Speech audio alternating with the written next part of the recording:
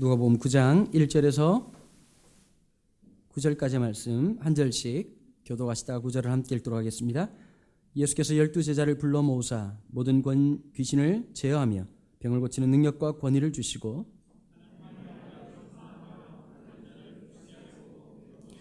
이르시되 여행을 위하여 아무것도 가지지 말라. 지팡이나 배낭이나 양식이나 돈이나 두벌옷을 가지지 말며 누구든지 너희를 영접하지 아니하거든 그 성에서 떠날 때에 너희 발에서 먼지를 떨어버려 그들에게 증거를 삼으라 하시니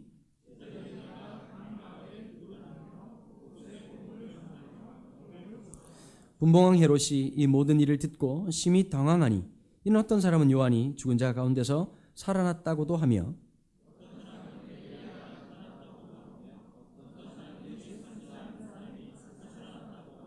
함께 읽겠습니다. 헤롯이 이르되 요한은 내가 목을 베었거늘 이제 이런 일이 들리니 이 사람이 누군가 하며 그를 보고자 하더라. 아멘. 누가복음 강해 63번째 시간입니다. 12사도란 제목으로 이문식 목사님 말씀 전해 주시겠습니다.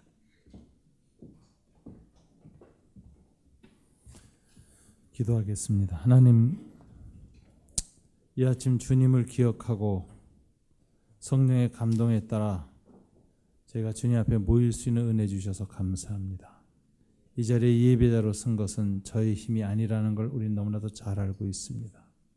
세상의 힘이 얼마나 강력한지, 내 육신의 무게가 얼마나 무거운지 내 의지로 주님 앞에 나올 수가 없습니다. 오직 하나의 은혜로 하나님의 붙잡아 주심으로 기억나게 하심으로 감동을 주심으로 나올 수 있게 하셔서 감사합니다.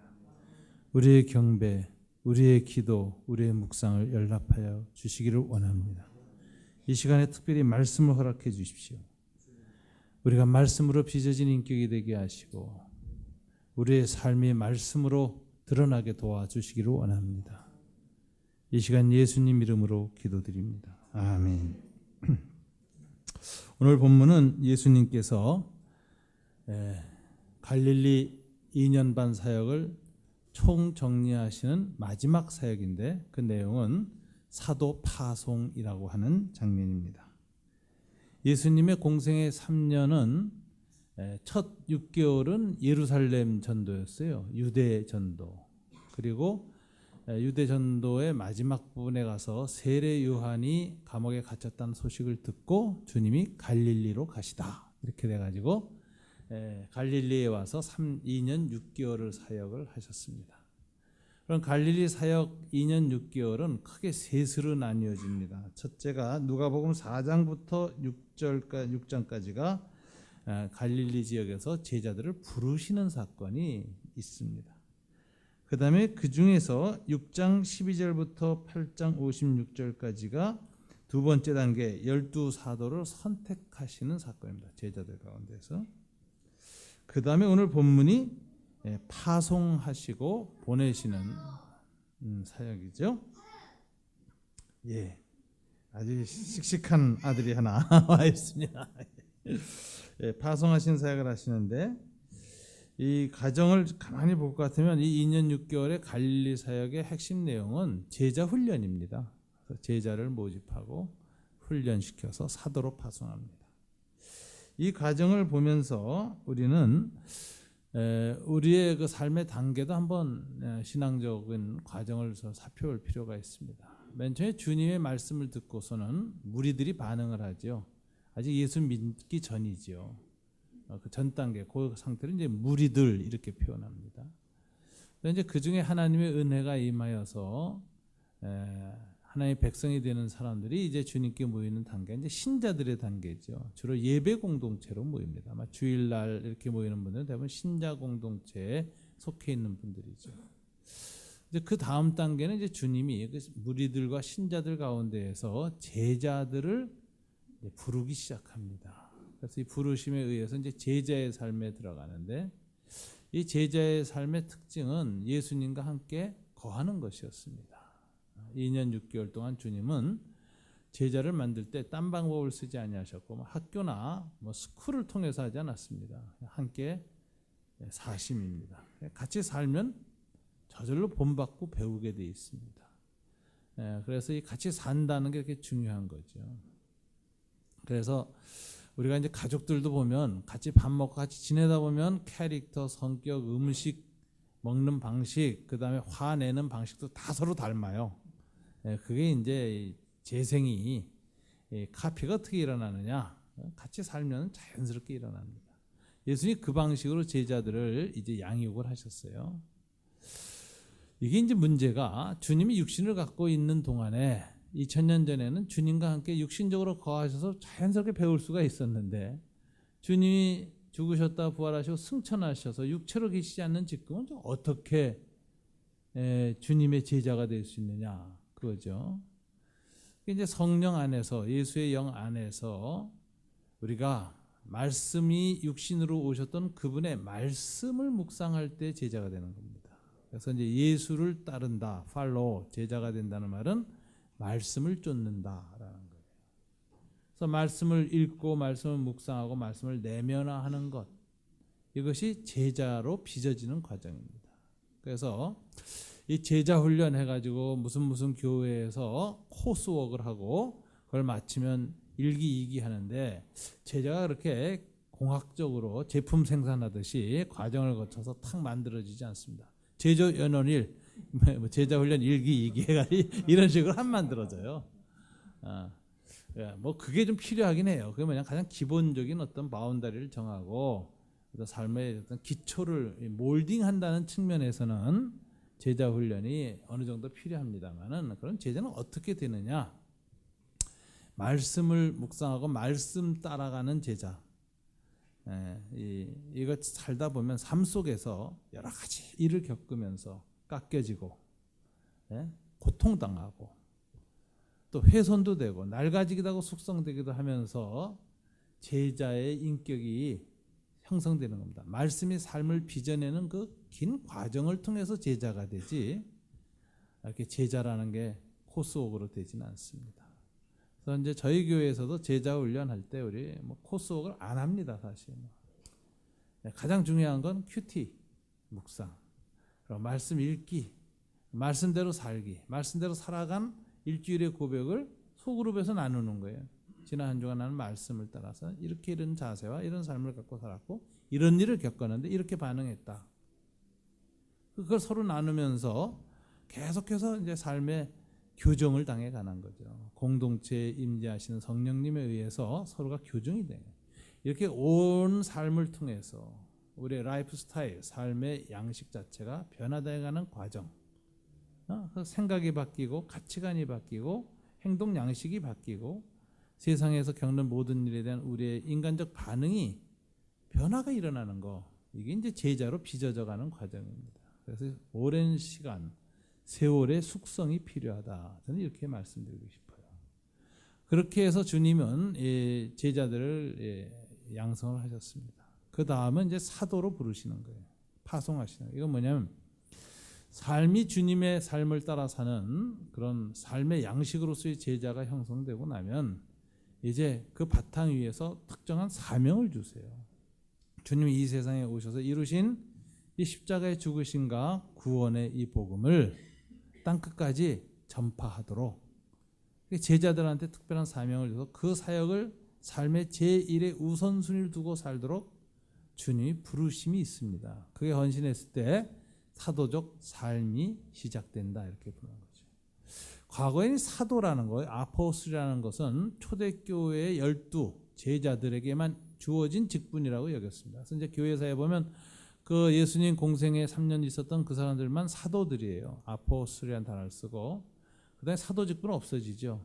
그 다음 사도들의 제자는 이제 교부, 이렇게 속사도, 그 다음에 교부 이런 식으로 됐고 이제 이렇게 돼서 사도라는 건 직분으로서는 초대교회의 소수의 사람들에게 한정됐습니다. 12명한테. 그러나 그 사도라는 단어 말고 아포스리 아니라 아포스라는 단어가 어떤 직분이 아니라 사도적이라고 이렇게 바뀌기 시작하면은 이건 좀 달라져요. 폭이 넓어져요. 그래서 이 부분에 대해서 확장을 하신 분 중에 하나가 그런 얘기를 해요. 오카노 목사님이 한국교회에서 그걸 확장하셨다라는 거죠. 오카노 목사님은 그 전까지 사도라는 것 이런 것들을 갖다가 제자 훈련을 통해서 일부 목회자들의 사역이 아니라 모든 그리스도인들의 사역이라고 넓히셨습니다. 땅 끝까지 이르러 복음을 전파하라는 이 사명은 과거에는 목사나 안수받은 선교사들 특별한 직분에게 주어진 사명이라고 여겼고 평신도들은 그냥 기도나 하고 후원이나 하면 된다 이런 정도였는데 그게 아니다. 이 지상명령, 사도적 명령은 모든 그리스도인이 다 순종해야 될 명령이다. 그래가지고 사도성의 평신도화라고 하는 그 명제를 달성했어요. 이거 굉장히 기여를 하신 겁니다, 사실. 그러면 이제 그 사도성이라는 건 어떻게 실천하느냐 하는 그 방법론에 있어서는 이제 두 번째 단계가 있었는데 이 부분은 아마 최영기 목사님이 아주 중요한 교훈을 주신 것 같아요. 최영기 목사님은 평신도의 목회적 부름을 강조했어요. 그래서 이제 지상 명령을 성취할 뿐만 아니라 주님의 양을 돌봐야 한다. 그래서 주님이 이제 베드로한테 내 양을 먹여라, 내 양을 돌보라고 했는데 이게 목사들에게만 준 명령이냐, 아니면 모든 교인들한테 준 명령이냐, 적용을 어떻게 해야 되느냐. 베드로한테 준 말은 베드로한테만 준 말일까요? 당시 사도들에게만 해당되는 적용점이 있는 말인가요? 아니면 시대를 건너서서 모든 그리스도인에게 주는 명령인가요? 모든 그리스도인에게 주는 명령이죠.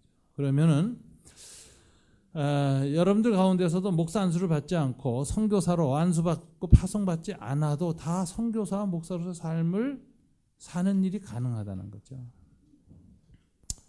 그래서 그런 훈련을 전적으로 받은 전문성이 있는 목사님이나 선교사님들과 동역하면서 선교사적 사역을 할 수 있습니다. 목회 사역을 할 수 있습니다. 그래서 소그룹의 목회를 할 수 있죠. 그래서 이제 이 가정교회에서는 가정교회 목자라는 칭호를 주면서 목회 사역에 대한 부분적 위임이 이제 일어나는 것이죠. 이것이 말하자면 사도적 실천하는 방식 중에 하나로 주어진 것입니다. 그래서 누군 그런 얘기를 하더라고요. 오카노 목사님이 이 사도성이라는 걸 전 평신도의 과제로 넓혔다는 점에서 굉장히 기여를 하셨고, 최영기 목사님은 목회를 모든 교인들의 사명으로 넓혔다는 데서 이건 굉장히 큰 기여를 한 것이다 라는 것이죠.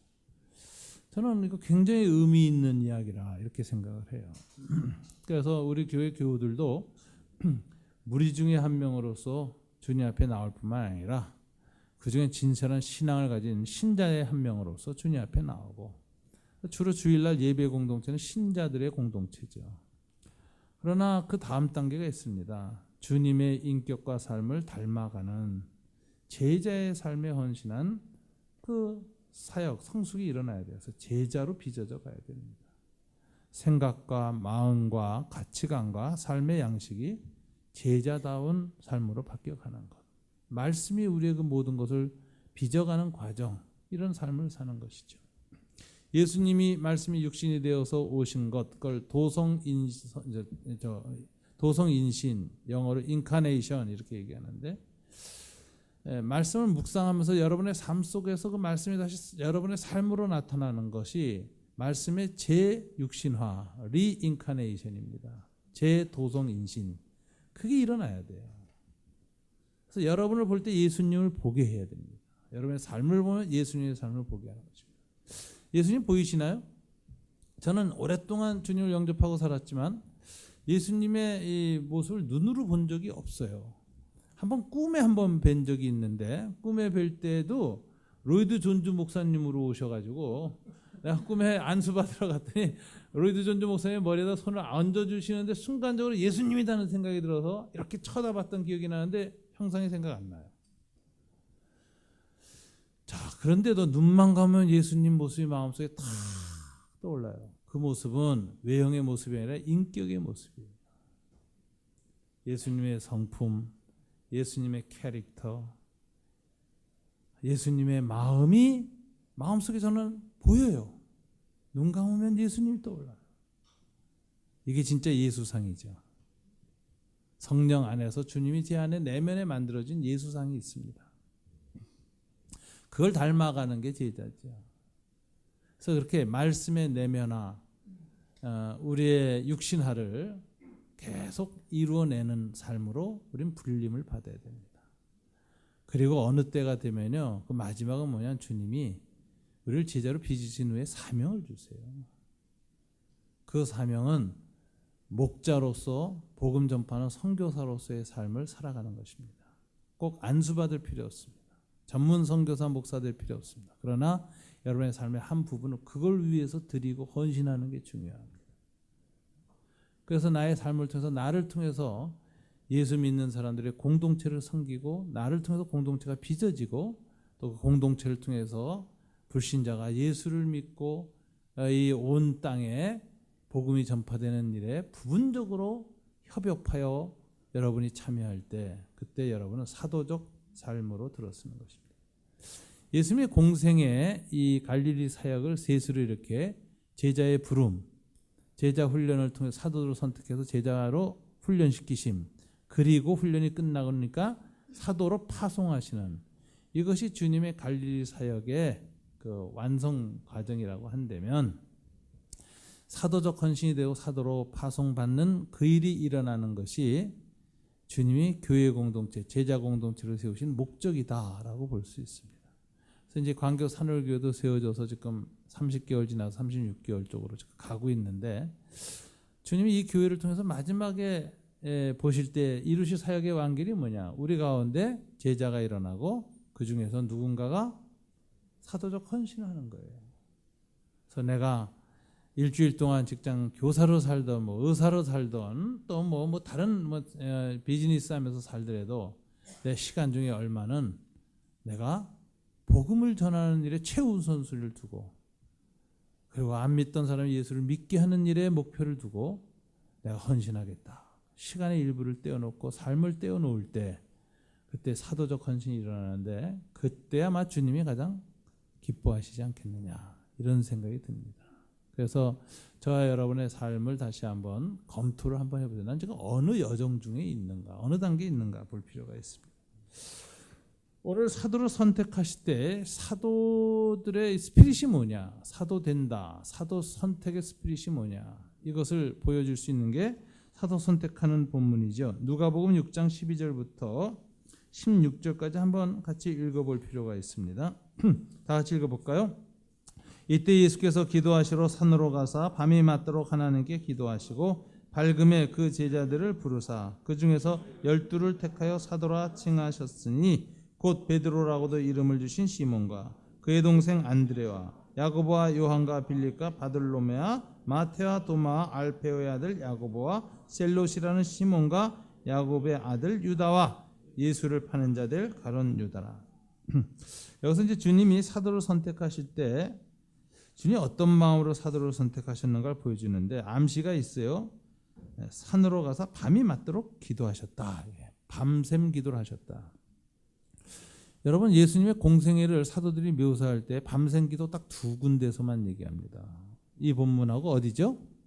겟세마네 동산에서 십자가를 지기 전에 밤샘 기도를 하세요. 이 밤샘 기도의 특징이 둘 있어요. 겟세마네 동산에서는 아버지의 이 잔을 내게서 물리쳐 주옵소서라고 3번 기도하다가 아버지 뜻에 순종해서 잔을 받아 마시는. 그래서 이 밤샘 기도, 겟세마네 밤샘 기도의 특징은 자기 부정이에요.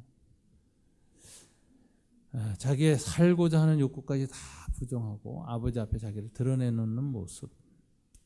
이게 자기 부정이죠. 이게 제자도의 핵심이죠. 나를 따라오려거든 자기를 부인하고 그래서 자기 부정을 굉장히 강조해요.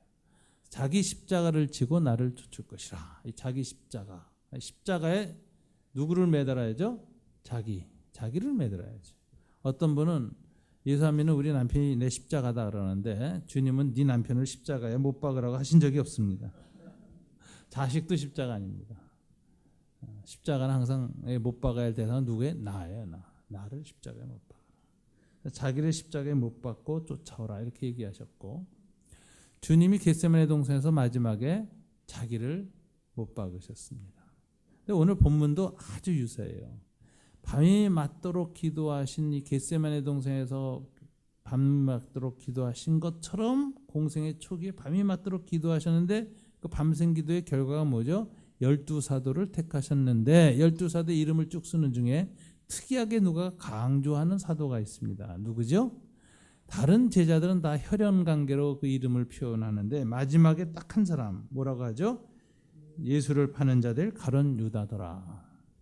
요 누가의 표현은 강조법이에요. 이게 무슨 소리냐면 예수님이 왜 밤샘 기도하셨을까? 가룟 유다를 받아들이는 문제로 밤새 기도하신 거예요. 사도 공동체의 가룟 유다를 받아들일까 말까? 밤새고 겟세마네 동산에서처럼 기도하시다가 결정하신 게 뭐죠? 받아들이자. 이게 무슨 소리예요? 제자에 의해서 팔려서 십자가에 죽으실 것을 받아들인 거예요. 주님이 아셨거든요. 그래서 이 사도 선택의 스피릿이 뭐냐? 자기 부정의 영성입니다. 우리가 주님의 제자가 될 때 제자 훈련의 핵심은 뭐냐? 영성이에요. 영성. 그건 뭐냐? 자기 부정을 훈련하는 것입니다. 날마다 자기의 생각, 자기의 욕망, 자기의 비전, 자기의 어떤 꿈 이런 걸 주님 앞에 내려놓는 거, 자기 부정 이게 굉장히 좋습니다. 이걸 다른 말로 하면 자기 상대화라 그래요. 자기의 욕구, 자기 계획, 자아의 어떤 모든 것들을 절대화할 때 우상이 되죠. 자기가. 네, 이걸 상대화하는 거. 우상에서 내려놓는 거. 자기라는 우상을 내려놓는 거. 주님 앞에서. 주님 앞에 나 자신을 산제사로 그냥 드리는 거예요. 제물로 올려놔야지 그것을 내가 절대하면 안 된다. 자기 상대화 그러는데 자기 상대화가 계속 일어날 수 있는 방법 딱 하나입니다. 말씀 묵상이에요. 말씀 앞에서 내 생각 내려놓고 말씀 앞에서 내 라이프 스타일 내려놓고 말씀 앞에서 내 필요를 내려놓고 이런 일을 부단히 해나가면서 자기 부정, 자기를 부인하고 자기 십자가를 지고 가는 그 길이 계속 이어지는 것이고 그것이 제자로서 빚어져가는 과정이다. 이렇게 봐야 돼요. 그래서 이 제자 훈련은 한마디로 말씀 따라가는 게 제자예요. 옛날 사도들은 육신의 예수를 쫓아갔지만 오늘날 우리들은 성령 안에서 말씀을 쫓는 것이 제자다. 그래서 이 말씀 묵상에서는 자아부정의 훈련을 많이 해야 됩니다. 예수님은 이 자아부정이 얼마나 힘든 건지 아셨어요. 그래서 산에서 밤이 맞도록 기도하셨습니다. 이 죄가 없으신 예수님도 자기 부정을 하시려면 육신을 갖고 오셔서 인간의 본능이 있잖아요. 살고자 하는 본능. 이거 아주 중요한 본능이거든요. 이 본능을 넘어선다는 것, 그걸 내려놓는다는 건 너무나도 힘든 일이었어요. 죄가 없으신 분도 밤이 맞도록 기도해야 내려놓을 수 있었다면 죄가 많은 저와 여러분은 얼마나 더 깊은 기도를 해야 이걸 넘어갈 수 있겠습니까? 자기 부정을 할 수 있겠습니까? 이 자기 부정은 말씀 앞에서 그렇게 깊은 기도 앞에서 훈련을 해야 됩니다. 이 밤이 맞도록 산에서 기도하면은 예수 내공이 강해져서 세상의 유혹, 마귀의 유혹을 넘어지지 않고 버티고 이겨낼 수 있는 영성이 생깁니다. 이게 이제 예수 근성이 딱 생겨야 돼요. 이게 약하면은 이제 바람 한 번 불어 식당 넘어가고 유혹당하고 일 벌리고 후회하고 시험 들고 하죠. 어떻게 하면 우리가 예수님처럼 말씀 앞에서 자주 자기 상대화를 하고 또 그 말씀에 순종할 수 있는 힘을 달라고 주님 앞에 간절히 기도해서 이 자기 부정의 영성, 내공을 강하게 하느냐가 굉장히 중요합니다. 이 한국 사람들은 이 산에 올라가서 기도하기를 좀 좋아하는 민족입니다. 한국 사람들의 무의식 속에, 종교적 무의식 속에는 산이 거룩하다, 산은 신의 영역이다라는 의식이 있어요. 우리 단군설화에도 그 얘기가 나오죠. 신이 항상 산 꼭대기에서 내려와. 왜 그럴까 하는데 그게 기마민족 특성이라는 거예요. 기마민족은 평연을 지나오면서 늘 산의 거룩한 곳이고 신이 있는 영역으로 생겼다는 거예요. 그래서 그 산을 상징하는 게 솥대 아닙니까? 무당들이 딱 신이 내려오면 집 앞에서 뭐 걸죠? 장대 딱 걸고 깃대 걸고 이게 이제 산을 상징하는 거예요. 솥대라고 그래가지고. 그래가지고서 이제 평지에 임시 신이 산에서 내려오신 이 산신령이 오르락 내리락하는 그 지성소가 생겼다. 그래가지고 딱 그 나무꽃 대나무 장대꽃 그 깃발 딱 듭니다. 제가 이 수원 화성시 그 밑에 가 보니까 얼마나 귀신이 많은지 몰라요. 곳곳에 장대가 많아요. 그쪽 가서 집 좀 얻어볼까. 여기서 저 전세금이 올라가서 가서 봤더니 기분 나빠서 못 살겠어. 거리 하필 이 동네 가서 내가 살지 말아야지. 근데 그게 이제 한국인의 이제 종교적 무의식이라는 거예요. 산. 그래가지고요, 우리 옛 어르신들 참 산에 가서 기도 많이 했습니다.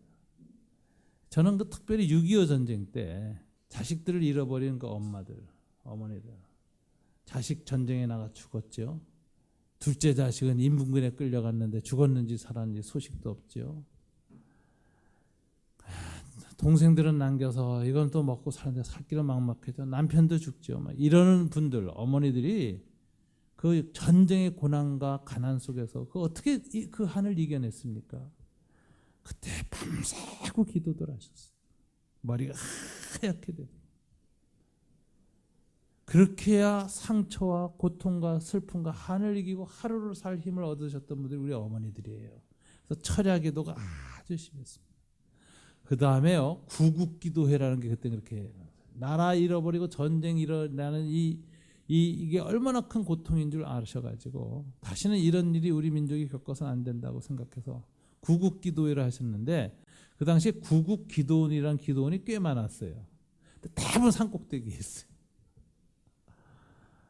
서울에도 그 평창동 그 산꼭대기에 구국기도원이 있어가지고 얼마나 금요일만 되면은 그 부근의 버스 정류장에서 밤에 찬송가 성경 든 사람들이 쫙 내려가지고 산으로 올라갔는데, 지금 그 정부에서 폐쇄시켰습니다. 진짜 없어졌는데, 그 산꼭대기에서 얼마나 밤새도록 소리 지르고 했는지 아주 잘. 그 당시 한국교회 교인들이, 목사님 교인들이 이끌고 1년에 몇 차례는 그 산기도 갔어요. 그래서 산에 기어 올라가서 바위 위에서 기도하고 내려오고 이랬는데, 이 한국 사람들한테 이렇게 한밤에 그 산에 가서 기도할 때 성령이 크게 역사하는 체험을 많이 하는 이상한 산지족입니다. 중국 무협 소설에 보니까 철산파라는 파가 있는데 내공이 최강파예요. 한국 교회가 이 철산파라는 거 아세요? 철야기도 산기도. 이 철야기도 산기도 많이 해가지고 굉장한 힘을 얻었어요. 요즘 이게 약화된 거예요. 철야기도는 다 없어지고 뭐로 바뀌었죠? 심야기도. 우리 교회도 9시부터 11시. 이게 벌써 좀 약화된 거예요. 좀 철야기도도 하고 산기도. 철야기도하면 좋은 점이 뭘까요? 기도하다가 자요. 졸리니까.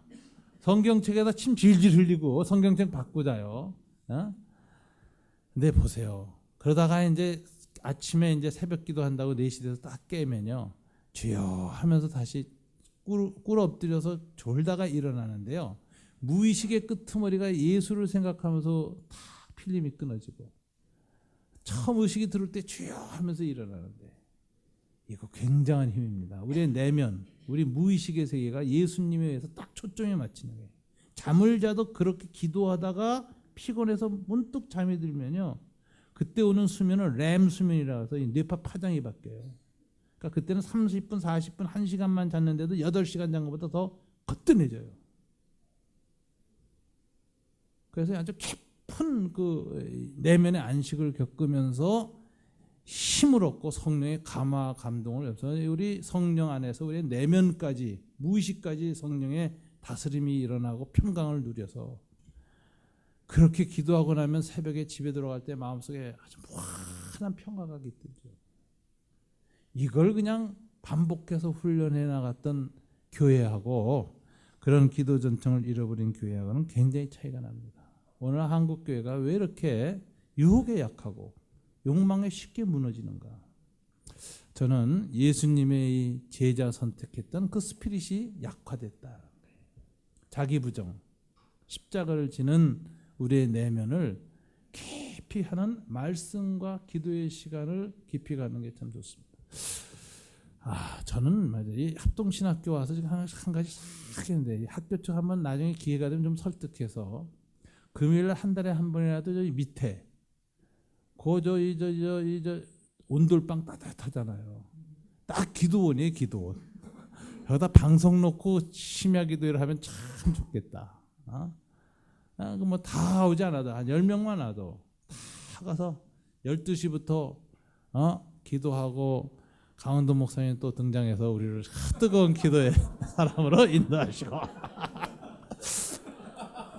2시쯤 딱 끝나면 간식해서 떡 같은 거 둘러 앉아서 이렇게 생강차하고 나눠 마시면서 기도 제목 나누기 하고, 그리고 서로 돌아가면서 손잡고 간절히 서로 해서 정말 눈물 흘리면서 간절히 기도해주고, 그 다음에 3시부터 4시까지는 개인 기도 불 끄고, 그러다 보면 그때 졸기도 하고 자기도 하는 거죠. 그러다 새벽 4시 딱 되면 새벽 기도에 딱 30분 하고 집으로 가면, 한 달에 한 번씩만 해도 굉장한 영성적 내면화가 일어날 것이다, 이런 생각이 들어요. 이 철산파를 복원하자. 우리 두 번째, 우리 예수님이 이렇게 사도들을 선택할 때 그 스피릿과 자세는 자기 부정이라는 걸 우리는 알아야 됩니다. 이런 자세로 사도들을 세우셨는데, 그들을 파송하실 때는, 파송이라는 건 실습이에요. 훈련의 완성은 실습으로 완성되죠. 실습을 하시는데 뭘 사용하도록 실습을 하시는 거죠. 그러니까 제자 훈련의 완성이 뭐냐 이거예요. 사도의 완성이 뭐냐, 그거는 실습인데 뭘 사용할 때 사도가 되느냐 안 돼. 오늘 본문에 보면 두 가지를 주셨다 이렇게 돼 있어요. 9장 1절 다 같이 읽어볼까요? 예수께서 12제자를 불러 모으사 모든 귀신을 제어하며 병을 고치는 능력과 권위를 주시고, 두 가지였죠. 뭐 주셨죠? 능력과 권위. 첫째는 권위입니다. 권위, authority. 권위란 뭘까요? 하나님의 통치권을 사용할 수 있는 권위예요. 자, 경찰이 권위가 있어요. 그 뭐죠? 사회적 법적 권위가 있어요. 우리 공동체가 그 사람한테 강도와 도둑놈을 체포할 수 있는 법적 권위를 부여했습니다. 그래서 이 국가의 통치권이 그 경찰한테는 범죄자를 잡는 것에 그 권위가 주어졌어요. 그래서 재미난 사실은 아무리 강한 강도나 깡패, 도둑이 있고 조폭이 있어도 왱왱왱 사이렌 소리가 들리고 경찰이다 그러면 일단 다 튀고 봐. 왜 그럴까요? 왜 무조건 튈까요? 그 센 놈들이 권위 때문에. 이 권위에 대해서는 눌리게 돼 있어요. 이 사회적 법적 권위가 경찰에게 주어진 것처럼 우주적 권위가, 예수님의 통치권이 누구한테 주어져요? 사도들한테 주어져요. 이 권위를 사용하는 방법을 배워야 돼요. 이 사탄은 예수의 권위를 알고 있습니다. 왜? 이미 예수님은 아버지께서 하늘과 땅의 권세를 내게 다 주셨다라고 부활 후에 선포하셨고, 그 권세를 부여하고 실질적으로 부여하기 위해서 승천하셨고, 우편 보좌에 앉으셔서 세상을 통치하기 시작할 때 통치할 수 있는 권위한 능력을 주기 위하여 사도들에게 뭘 보내셨죠? 성령이 오신 거예요. 오순절 마가다락방에서 성령을 받고 사도들은 드디어 권위와 능력을 사용할 수 있는 사도가 됩니다. authority and power가 부어지는 거죠. 그것을 한마디로 예루살렘 떠나지 말라, 권능을 받고 가라 이러잖아요. 권능이란 말이 권위와 능력이에요. 이 권위를 사용할 줄 알아야 됩니다. 이 권위를 사용한다는 건 굉장히 중요한 건데, 이 마귀와 악한 영들은 예수에 대한 트라우마가 있어요. 히브리서에 보면 그가 친히 죽음을 통하셔서 디아라는 through 그 전치사가 이제 통과했다. 죽음을 통과하셔서 사망의 권세를 잡은 자 마귀를 멸하셨으며 이랬거든요. 예수님은 스스로 십자가에서 죽으심으로 죽음의 통로로 들어가셔서 사망의 권세를 잡은 마귀를 디스트로이, 파괴하셨다. 그래서 마귀가 그날 십자가의 오후 3시 예수님 운명하신 순간에 사망 권세가 파괴되면서 그 증거로 무덤이 열리죠. 바로 밑에서 성소 휘장이 찢어지죠. 로마 백부장이 칼을 떨어뜨립니다. 그래서 생물학적인 죽음과 성소 휘장이 찢어지는 제의적 죽음, 종교적 죽음과 그 다음에 정치적 사망 권세가 붕괴되는 모습이 나오죠. 완전한 승리라는 거죠. 오후 3시에. 그때 마귀가 파괴당했다는 거예요. 사망 권세가. 그래서 마귀가 그때 심각한 화상과 그다음에 상처를 입고 지금까지 2000년이 넘게 피를 흘리면서 쫓겨나서 돌아다닌다는 거예요. 이 사자가, 상처받은 사자가 더 무서운 거죠. 흉폭하고. 그 왜 상처 입은 사자가 더 흉폭합니까? 트라우마 때문에, 공포 때문에 더 공격적이 돼 있어요. 그런데 이 상처받은 사자, 우는 사자 같은 이 마귀가 제일 두려운 존재가 누구냐? 예수예요. 예수에 의해서 상처받았기 때문에, 파괴됐기 때문에 예수 트라우마가 있다고. 그래서 예수의 옛자만 나오면 뭐 온몸이 떨리고 공포에 사로잡히고 도망가고 싶은 생각밖에 안 되는 게 마귀의 특성입니다. 그래서 예수의 이름이라는 것이 갖고 있는 권위를 알아야 돼요. 그 권위를 사용하는 법을 배워야 돼요. 그래서 저와 여러분이 기도할 때 예수의 이름으로 하는 이유가 뭐냐? 그 권위로 기도하는 거예요. 그게 하늘과 땅의 모든 권세를 받을 분의 권위이기 때문에. 그래서 그 권위로 기도하는 거예요. 그래서 여러분의 모든 기도는 예수의 이름으로 기도하는 순간에 우주적 권위가 승인된 기도가 되는 거죠. 주님의 뜻대로 합당하게 기도할 때 그 권위가 나타납니다.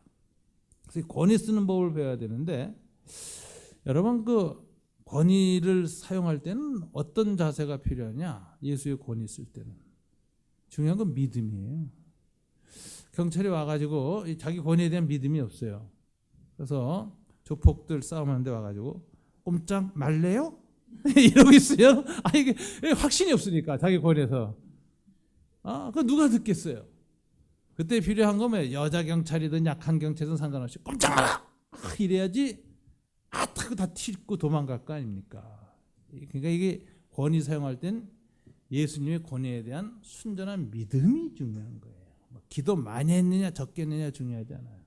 내공이 세냐 아니냐 중요하지 않고 일단 그 권위에 대한 신뢰, 믿음이 중요하다. 순전한 믿음. 중국에서 선교 사역의 보고서는 항상 그 선교 본부로 보고가 문서로 되게 돼 있습니다. 중국 초기에 북장로교회 선교사의 유명한 보고가 하나 있었습니다. 선교사님이 교회를 세우고 목회를 하는데 출장을 가시게 됐어요. 그래서 어디 멀리 가셨는데 그 마을에 귀신 들리는 사건이 여자가 하나 일어나가지고 중국 사람들이 그 여자를 데리고 그 목사님한테 데리고 왔어요. 근데 목사님 없어요. 그래서 실망하고 돌아가려고 그러는데 이 목사 아들이 그 당시 국민학교 6학년이었습니다. 이렇게 보니까 뭐 우리 아버지 하는데 보니까 뭐 힘도 안 쓰고 애도 안 쓰고 그냥 쫓더라고. 그래서 가만히 있으라고 아들이 나와서 나자렛 예수 이름으로 말하노니 악한 귀신은 떠날지어다 하고 선포했어요. 근데 정말 귀신이 떠났어요. 그게 보고 선교 보고로 들어와 있습니다. 지금 북장로의 선교 보고. 그게 뭘 의미하느냐? 순전한 믿음. 이게 권위를 사용하는 거죠. 그래서 우리가 믿음을 순전하고 단순하고 100% 순도로 만드는 거. 이게 권위 사용하는 방법이에요. 그러니까 사도들이 제일 먼저 주님이 파송하셔서 가르친 게 권위 사용법을 가르쳤다. 두 번째는 능력입니다. 능력을 주셨다. 이게 무슨 소리냐? 도둑이나 깡패 중에서 이게 도망갈 곳이 없으면 물고 댐빕니다. 경찰이 꼼짝 마라 했는데도 총 쏴요. 그래서 경찰이 죽는 수가 있어요. 그래서 이 경찰이 갈 때는 뭘만 있어야 되면 권위만 갖고 가면 안 되죠.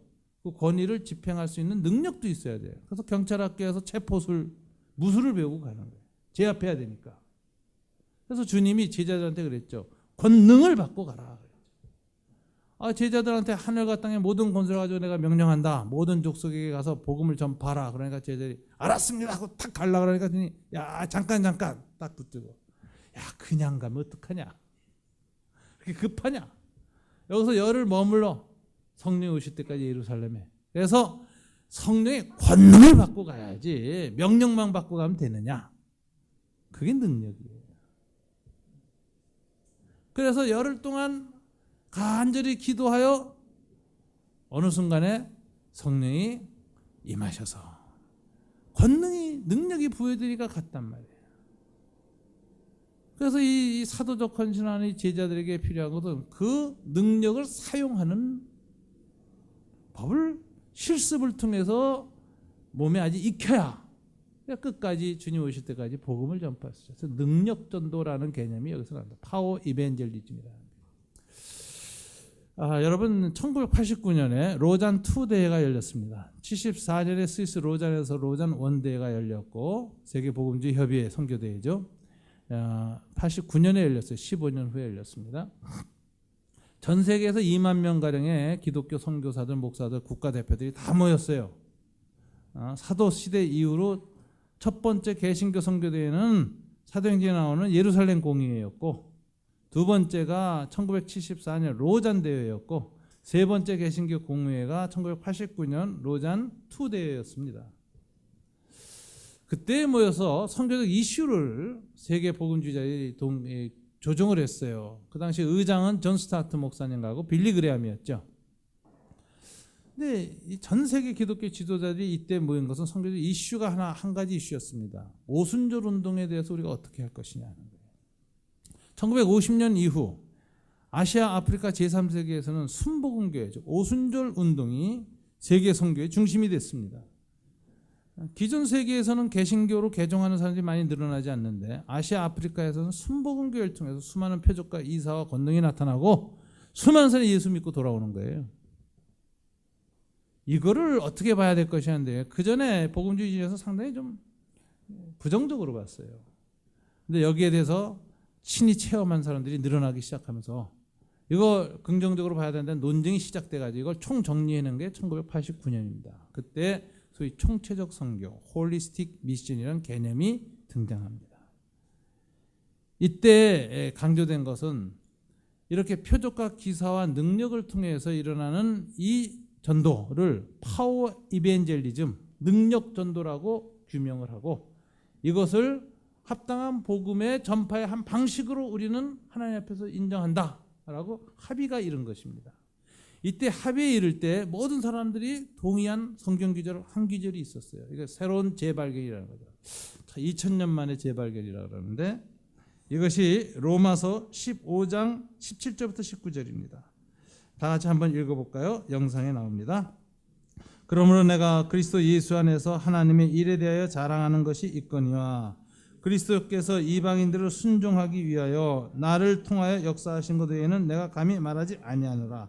그 일은 말과 행위로 표적과 기사의 능력으로 성령의 능력으로 이루어졌으며, 그리하여 내가 예루살렘으로부터 두루 행하여 일루리고까지 그리스도의 복음을 편만하게 전하였노라.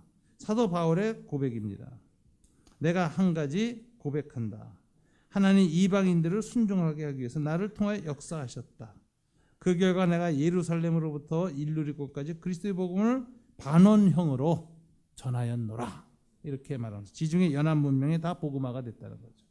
근데 그때 하나의 세 가지 방식으로 성령의 능력을 나타냈다는 거죠. 첫째, 말, 워드. 그래서 이걸 워드 이벤젤리즘.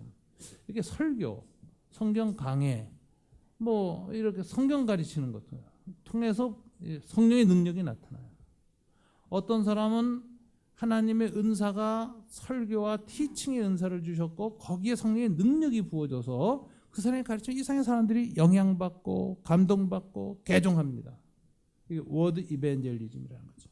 두 번째, 행위, 디드 이벤젤리즘. 이건 뭐예요? 구제, NGO 사역, 선한 일, 가난한 사람 돕는 거, 고아원 이런 거예요. 근데 저런 거 할 때 세상에 안 믿는 사람도 다 해요. 그건 휴머니즘적인 선한 일이죠. 근데 휴머니즘의 한계가 올 때가 있죠. 이거 밑빠진 독이 물 붓기다. 힘들다, 못하겠다. 그럴 때인데 성령의 권능을 부여받은 사람들은 그 이상을 해요. 더 오래 참고 더 오래 견디고 더 오래 희생합니다. 그래서 안 믿는 사람들, 그 NGO 휴머니스트들이 감동을 받아요. 정말 저 사람 대단한 사람이다. 저 어떻게 저렇게 할까? 인간적으로 도저히 불가능한데. 테레사 수녀 같은 분들이죠. 그래서 그것이 성령의 능력으로 일을 통하여 디드 이벤젤리즘, 거룩한 행동. 세 번째가 파워 이벤젤리즘입니다. 표적과 기사의 능력으로 이렇게 얘기하죠. 사람이요, 아무리 성경 잘 가르치고 감동적인 선한 일을 해서 감동을 성자처럼 살아도 예수 안 믿는 사람이 있어요. 귀신 들린 사람, 마귀에게 잡힌 사람, 악한 영이 그 마음과 생각을 아주 가리고 있는 사람은 아무리 사랑의 감동적인 행동을 해도 회개 안 할 수가 있어요. 그죠? 그런 사람은 뭐예요? 능력 전도, 파워 이벤트. 표적과 기사와 능력으로 병이 낫고 신유의 역사가 나타나고 귀신이 쫓겨나고 막 이러면은 영적 차원이 인간의 삶에 존재한다는 걸 알면서 귀신의 존재를 통해서 신의 존재를 인식합니다. 그래서 애니미즘 사회가 복음 전도회가 더 좋아요. 유럽처럼 무신론적 사회 속에는 귀신도 없고 신도 없다야. 그런데 귀신이 있다고 믿는 사람은 신도 있다는 걸 믿어요. 근데 이 귀신보다 더 능력 있는 신이 누구냐? 예수다. 그러면 예수로 개종하는 거예요. 쉽게 개종해요. 이게 이제 제3세기에서 일어났던 파워 이벤젤리즘이라는 거거든요. 하나님이 유럽이나 미국 같은 사회보다 아시아, 아프리카에서는 성령의 표적과 기사 능력이 강하게 나타납니다. 그래야 예수 믿으니까. 그래서 집단 개종이 일어나고 막 부흥이 일어나요. 그래서 이것을 파워 이벤젤리즘이라고 해가지고 하나님의 은사에 따라 어떤 사람에게는 말씀으로, 어떤 사람에게는 선한 행위로, 어떤 사람에게는 능력과 표적으로 해가지고 복음을 전파하게 하시는데, 이것을 하나님 나라의 복음 전파의 세 측면이고 사도 바울이 그렇게 했다는 거예요. 그러니 우리도 이걸 인정하자 이래가지고 1989년에 파워 이벤젤리즘이 복음 전도의 건강한 방식으로 인정이 됐습니다. 그래서 이제 이때부터 세계 복음주의 협의회 오순절 지도자들 다 들어오기 시작하죠. 인정받았으니까. 그래서 이제 복음 전파가 되는데, 이제 문제가 한 가지 있어요.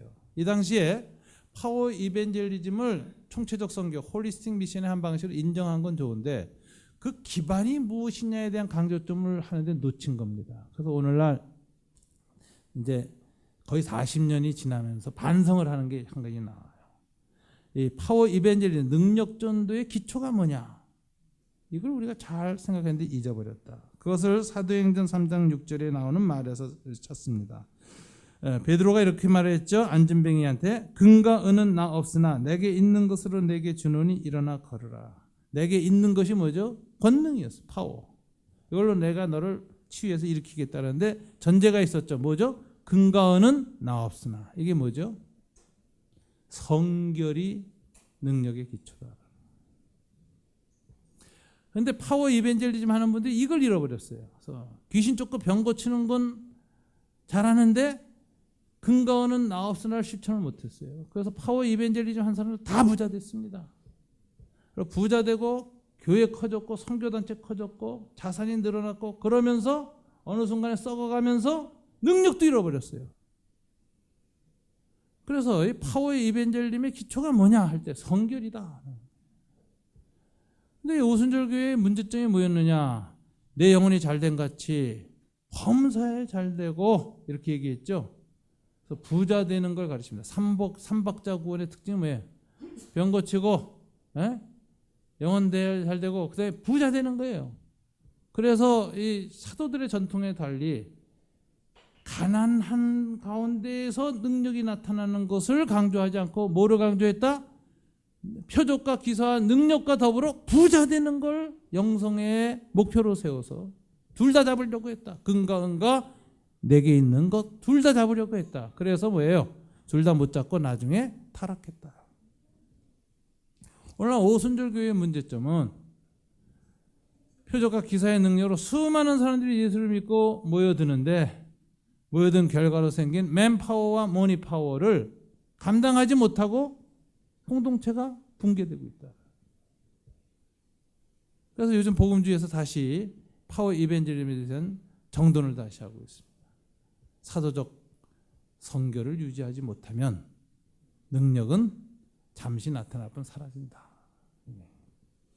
그래서요, 세 번째 부분이 예수님이 이들에게 권위한 능력을 계속 쓸 수 있는 삶의 자세를 강조하는 게 바로 9장 3절부터 5절에 나오는 겁니다. 다 같이 읽어볼까요? 이르시되 여행을 위하여 아무것도 가지지 말라. 지팡이나 배낭이나 양식이나 돈이나 두 벌 옷을 가지지 말며 어느 집에 들어가든지 거기서 머물다가 거기서 떠나라. 누군지 너희를 영접하지 아니하거든 그 성에서 떠날 때 너희 발에서 먼지를 떨어버려 그들에게 증거를 삼으라 하시니. 여기서 아무것도 가지지 말라라고 해서 가난을 주님이 명령하셨는데, 이 가난은 일상의 가난을 명령하진 않았습니다. 여기 한도가 있죠. 여행을 위하여 이렇게 되어 있어요. 이 부분을 잊어버리면 안 돼요. 그래서 선교 공동체, 주님의 사도적 사역을 감당하는 그 공동체는 가난을 주님의 표적으로 삼아야 한다. 이 말은 무슨 말이냐면 돈으로 선교하려고 하지 마라. 돈 선교하지 마라. 한국 사람들 돈 선교 잘합니다. 끄떡하면 가가지고 땅 사고 건물 짓고 프로젝트 선교라 그래가지고 뭐 해요. 그런 사람들 많이 보이죠. 근데 그 사람들이 와서 그런 기관 설립하고 하면 거기 와서 월급 받고 직원 필요하니까 유지해야 되니까 그 사역의 목표를 또 채워야 되니까 그러다 보니까는 월급쟁이 팔로워들이 나와요. 그러다가 선교사가 이제 철수하게 되면은 그 남겨진 기간의 기득권 때문에 그 선교 제자들이 박터지고 싸웁니다. 한국도 똑같았어요. 한국 선교사들이 여기다 많은 병원이나 뭐 학교들 세우고 난 다음에 떠나게 되면요. 그 제자들, 그분들 밑에서 그 교회나 뭐 병원이나 학교 관리하던 분들이 다 이사회 구성한다 하면은 그거 먹어 치우려고 아주. 이게 돈 선교, 프로젝트 선교의 문제예요. 그래서 예수님은 돈으로 하나님 나라 복음을 전파하려고 하지 마라. 가난하게 가라. 오직 성령과 말씀으로 권위와 능력으로만 하나님 나라를 전하고 복음을 전파하라. 이렇게 가르치셨어요. 그래서 돈 선교하면 안 됩니다. 교회가 언제 타락하는지 아세요? 돈 많아지면. 선교단체가 왜 선교사들 가운데 갈등 나고 싸움 나는지 아세요? 선교단체가 자산이 많이 생긴 거랍니다. 지금 세계 선교단체들이 지금 지난번에도 뉴욕에서 회의를 했는데 2년 전에 그 얘기도 깜짝 놀랐어요. 선교사들의 자산관리 문제로 회의가 열렸어요. 이거 왜 그러느냐? 특별히 타겟이 한국 선교사들이에요. 미국 선교사들 숫자만큼 한국 선교사들이 지금 나가 있거든요. 한국 선교사는 나가면 무조건 땅 사. 제3세계에 가서. 이미 압축 성장을 쳐서 부동산 수익이 얼마나 큰 유익을 남기는가 경험한 사람들이 선교사를 갔어요. 가서도 무조건 삽니다, 땅을. 그리고 땅도 잘 봐요. 집금은 싸지만 앞으로 수도권으로 편입될 때 다 도시 경제력이 얼마나 잘 보고 잘 사는지 몰라. 그래서 20년, 30년 은퇴할 때 되니까 땅값이 100배, 1000배 올라요. 그래서 다 부자가 됐어요. 다는 아니지만 그렇게 한 사람들은 굉장한 부자가 됐어요. 근데 문제는 철수할 때야. 이거 어떡하냐. 그래서 그 선교지에서 생긴 프로젝트와 그 자산 문제 때문에 선교사들의 철수 굉장히 문제가 생깁니다, 지금. 그래서 그게 국제 선교의 주제가 된다니까. 자, 이게 돈 많은 교회, 돈 많은 선교 공동체 문제입니다. 예수님 여기서 개개인이 무조건 가난해야 된다고 가르치진 않았어요. 그러면은 여러분 기독교는 전부 모든 것을 다 풀고 교회에 들어와야 되면은 교회에 있는 교인은 전부 집단 거지가 되죠. 여러분들 자식들 공부시킬 돈도 없습니다. 다 팔고 들어와야 돼. 그렇게 만일 가르치고 강제화한다면 그건 공산주의예요. 그래서 이 주님의 가르침 보면 개인의 가난에 대한 헌신은 자발적이어야 한다라는 거예요. 자발적이어야 한다. 그래서 마르틴 루터가 그 95개 중에서 유명한 말을 해요. 교회 공동체에서 중세 때처럼 수도사들처럼 목회자나 교인들이나 교회 지도자들한테 무조건 가난하다고 강제하는 것은 폭력이다 이런 말을 해요. 그리고 원래 주님의 정신은 자발적 가난이다 이렇게 얘기했어요. 그렇게 얘기를 했는데 문제는 강조되는 건 공동체는 가난해야 된다. 선교 공동체는 가난해야 된다. 공동체가 부자가 되면 이 선교를 다 망칩니다. 중세 아주 유명한 예가 있어요. 성 프란체스코가 가난의 성자예요. 정말 자발적 가난의 모델이죠. 저는 그 성자들 이렇게 보면 참 여러 가지 생각을 하게 돼요. 고타마 시타르타나 부처나 성 프란체스코는 다 중산층이나 부유한 집안 출신이에요. 그래서 어렸을 때부터 먹고 입는 것에 대한 만족을 겪어봤어요. 그리고 그게 하찮은 거라는 거 알았어요. 그래서 그걸 포기하고 딱 성자의 삶을 살아요. 근데 어렸을 때 너무 가난한 사람은 가난에 대한 트라우마 때문에 죽을 때까지 돈을 못 넣는데 그래서 성자가 못 된다는 거예요. 대부분의 성자는 중산층 이상에서 나왔다. 인간의 역설이에요. 인간의 역설. 참 생각을 참 많이 하거든요. 그렇다. 그런데 성 프란치스코는 그렇게 가난의 평생을 살았습니다. 그 감동받은 많은 사람들이 성프란시스코의 제자가 됐어요. 그 수도원의 수도사가 됐어요. 성프란시스코 교단이 생깁니다. 수도원이. 근데 들어올 때 돈을 다 수도원에 기증해 버렸어.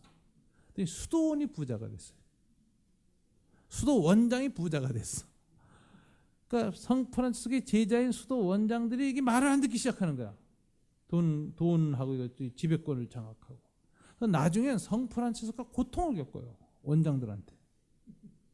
그런데도 자기가 충성서약을 했기 때문에 끝까지 말이 안 되는 명령을 하는 수도 원장, 자기 제자들한테 순종해요. 그래서 별명이 바보 프란치스코예요. 저 바보다.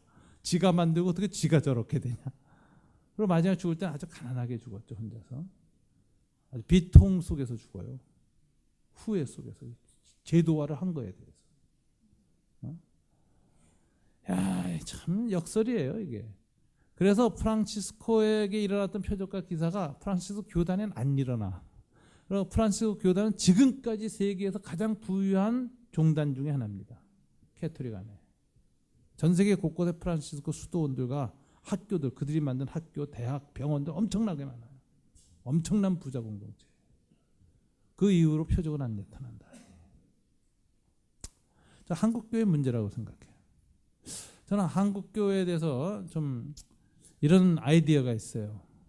지금 뭐 시내 큰 교회들 많잖아요. 교인들이 막 몇천 명, 몇몇 명 하는 교회 있어요. 저는 그런 교회들 부동산도 굉장히 많습니다. 서울 알짜의 그 땅에 엄청난 건물과 땅이 있어요. 난 그 교회 목사님과 장회원들이 성령 충만해져서 다 일제히 우리는 이 모든 재산을 다 팔아서 우선 빚을 갚고 한국교회가 지금 한국 금융권에서 지고 있는 빚이 몇 조인지 아세요? 작년에 통계 났어요. 50조입니다. 50조. 국가 부채 중대한 역할하고 앉아있어요. 교회 짓느라고. 사회에 빚과 소금이 되긴커녕 사회에 빚의 공동체가 되고 있어요. 빚진 공동체. 이거 문제예요. 그러니까 그 빚을 다 갚아버려. 그럼 굉장히 좋죠? 은행들도 살판이죠. 아이고 부도나기 직전이다. 살 거예요. 그 다음에 남은 자산 다 사여하는 사회복지 공동기금에 기탁해가지고 몇 조 될 겁니다. 몇십 조 될 거예요. 다 기탁하고 우리 사회에서 다 쓰게 하자.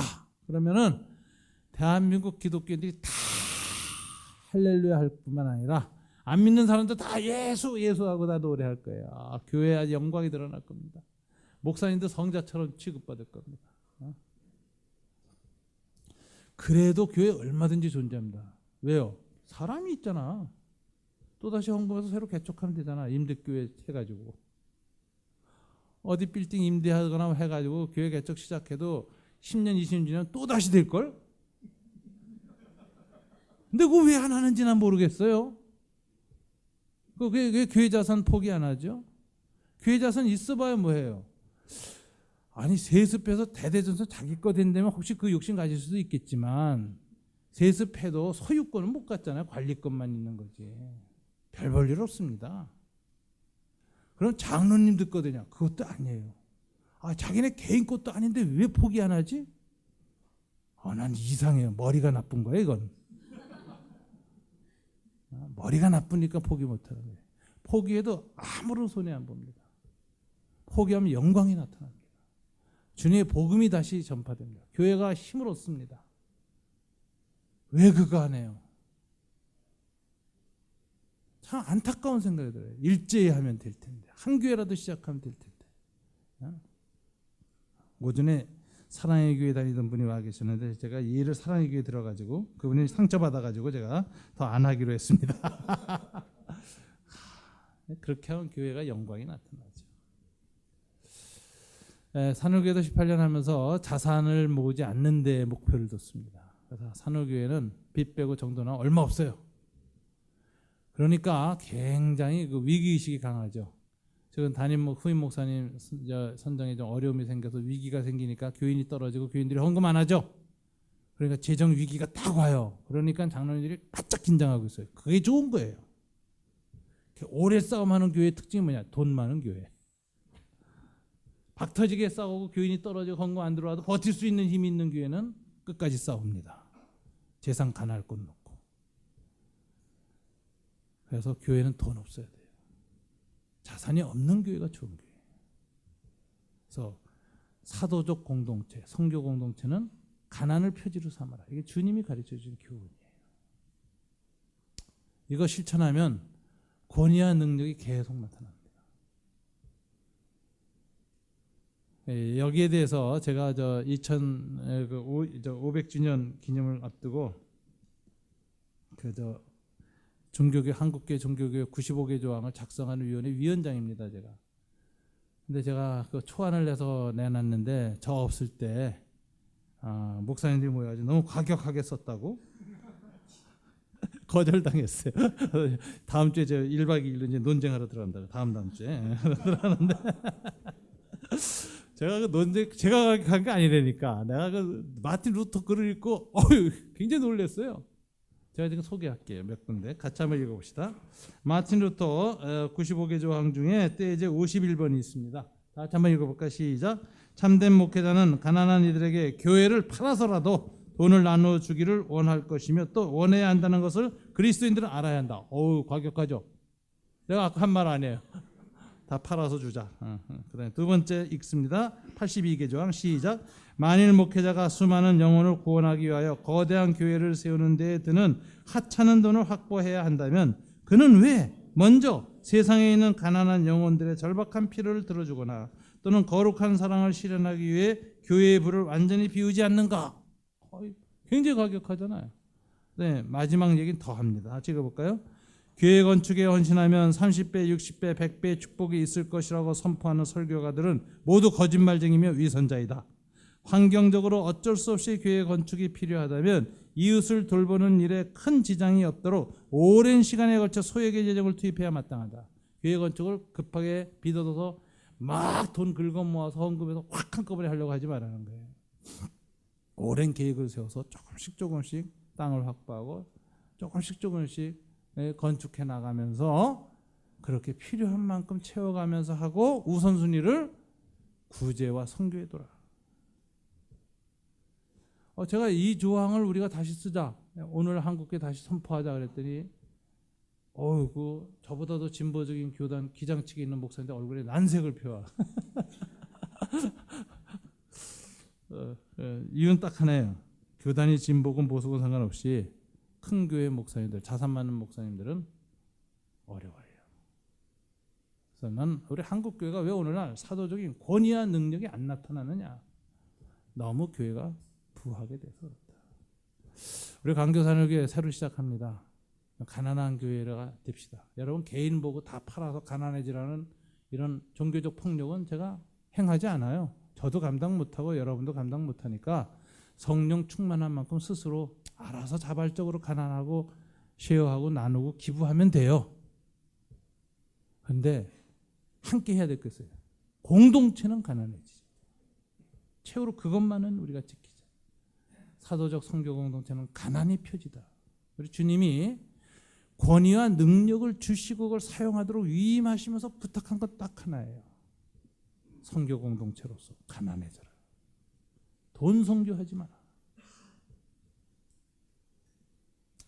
저와 여러분이 앞으로 한국 교회를 위해서, 우리 교회를 위해서, 또 우리 교회가 성숙해 가면서 우리 가운데 무리에서 신자로, 신자에서 제자로, 제자에서 사도적 헌신하는 사람들이 일어날 때 공동체의 성숙이 일어나면서 어떤 방향으로 계속 가야 될 것인가 주님 앞에 함께 기도하게 되길 바랍니다.